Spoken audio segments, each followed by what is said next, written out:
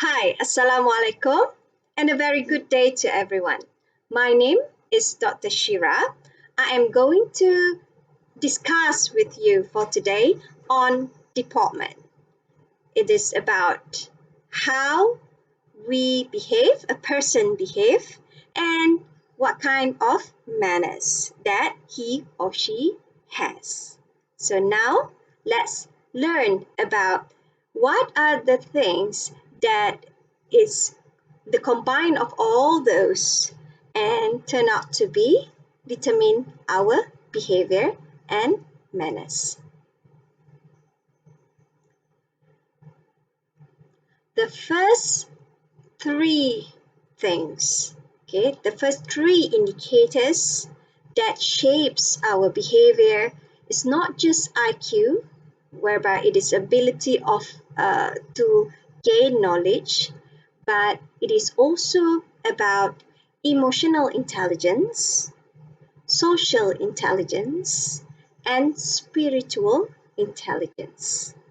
So, what are these three intelligence and how it shapes our behavior and also our manners? So, what is emotional intelligence, or we call it EQ? It is the capacity of recognizing our own feelings and those of others.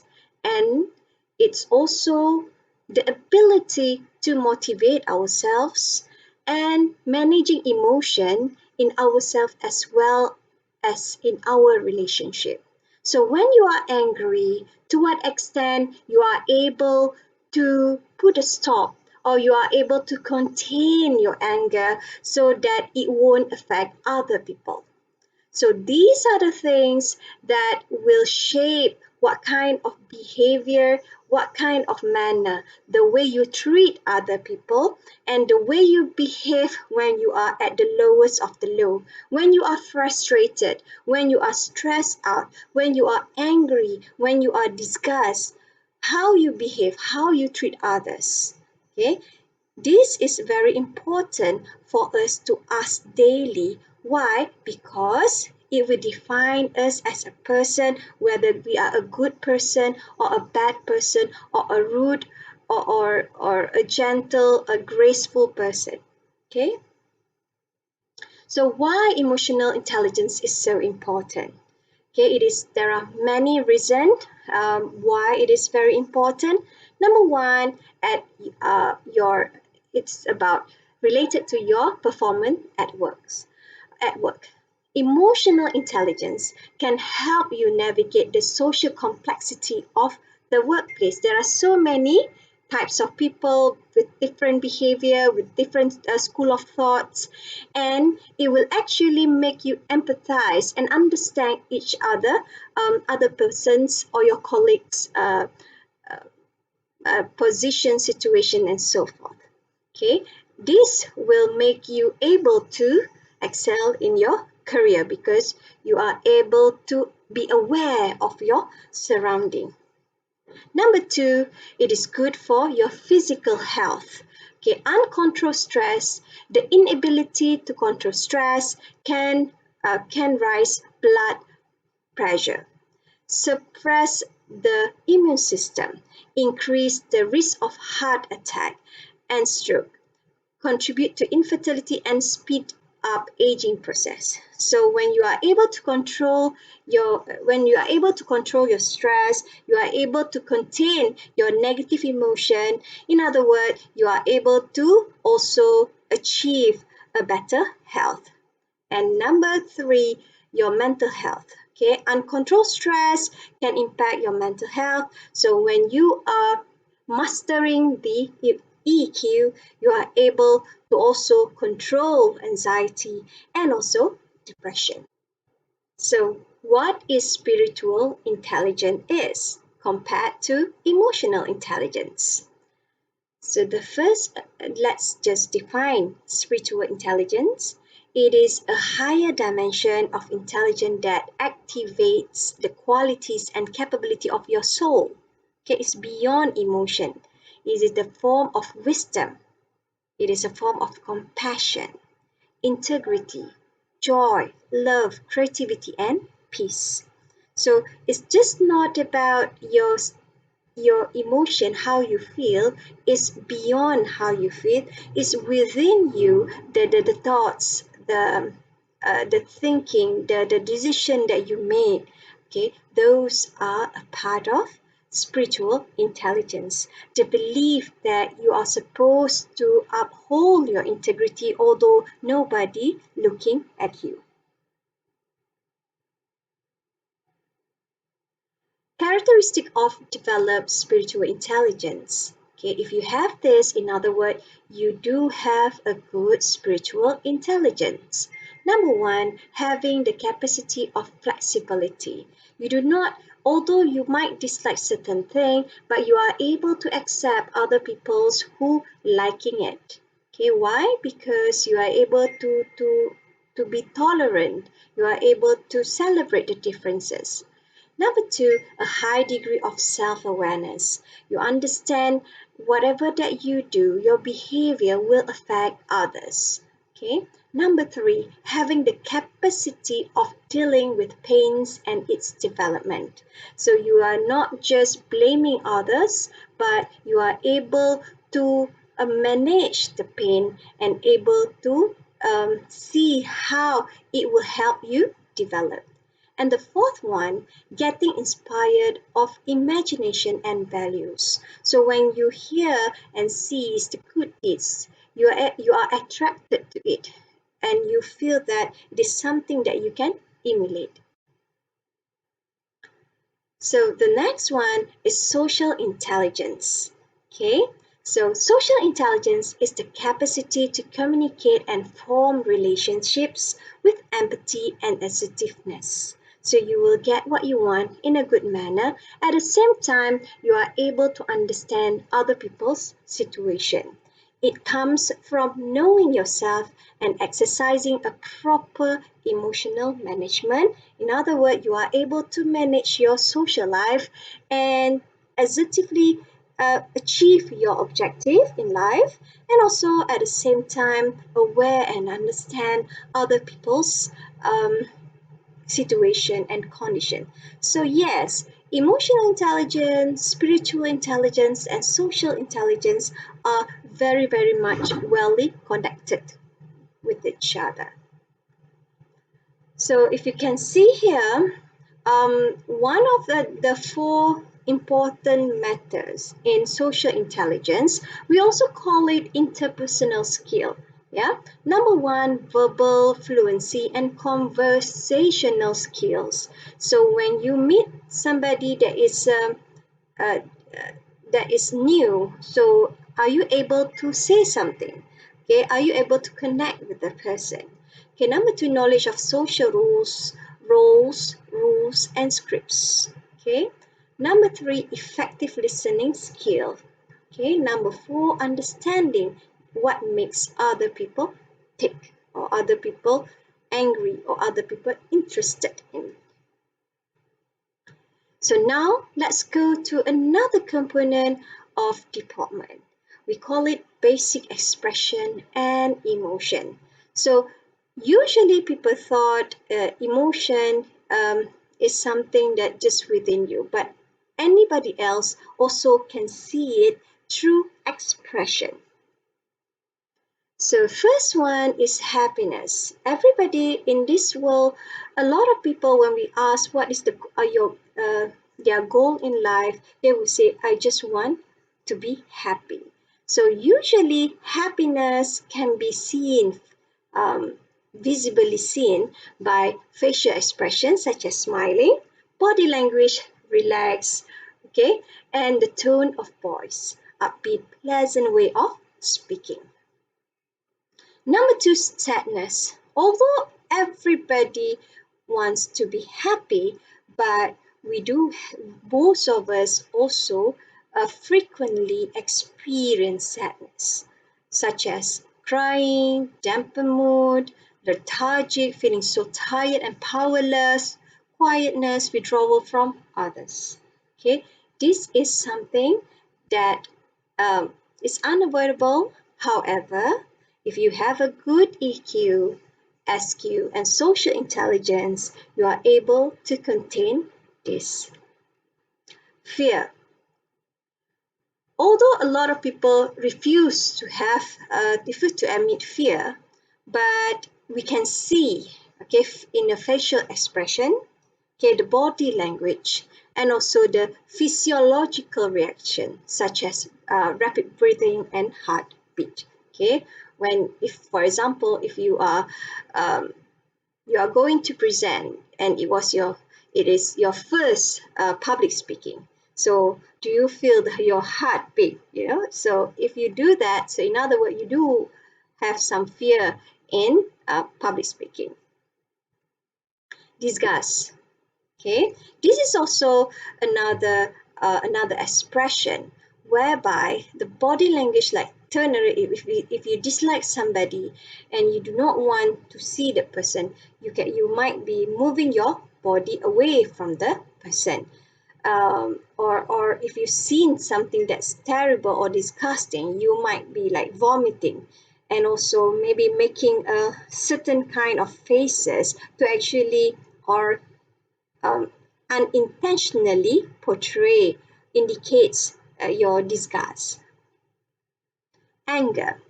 Okay, anger is something when you have the sensation, powerful emotion that is so frustration, or of just feeling like angry to another person. So the body language, okay, the tone of voice might be so, it's about yelling, it's about higher tone, psychologically maybe turn into very red faces, and hitting, or having this aggressive behavior. And surprise. Surprise is something that a lot of people also experience, and like rising eyebrows, even sometimes cried out of surprise, and jumped when somebody pranked you, or screaming or yelling when you are in shock. So now we go to the next one, the third dimension of deportment. We call it Menace and Poise. So, what is the manners in communication?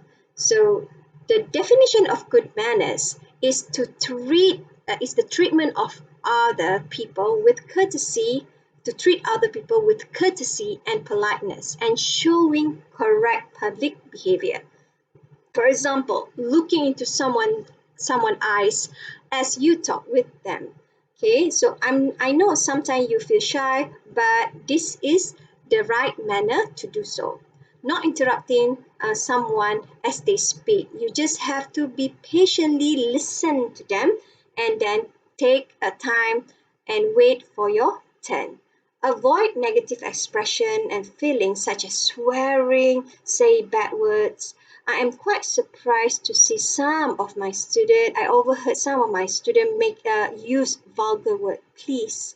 Okay, vulgar words shows a negative, you do have a negative manners, and nobody wants to be working with a person with a bad manners or bad behavior. Not picking your nose at someone's dog, that is disgusting. Don't be boastful or arrogant or loud. Talk about all your goodness and your greatness. So pause and see and be aware that people would love to hear something that is they can relate, and they can share their experience. Listen before speaking. When you listen, you are able to engage with the person, and do not listen what you want to listen. Okay, and you might create a lot of misunderstanding. Benefits of good manners. I'm sure all of you know about this. Being nice at home sets the stage of better behavior. Professional manners get positive attention, so a lot of people want to work with you. Be kind to customer increases sales, of course. Be polite to your friends who will keep them calling you. And others will listen if you give them a chance to speak. So it must be reciprocity. So when you want somebody to listen to you, you also need to listen to them. Treating others with respect makes them want to be nice to you. Okay.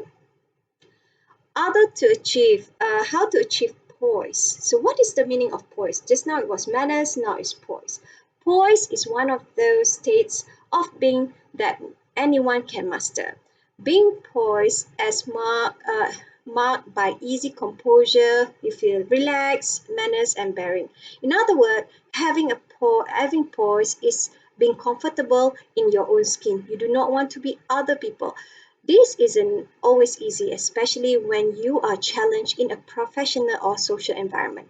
For example, when you went for your mock interview last time, okay, so it's very hard for you to keep your poise, your calmness. Why? Because you have this nervousness.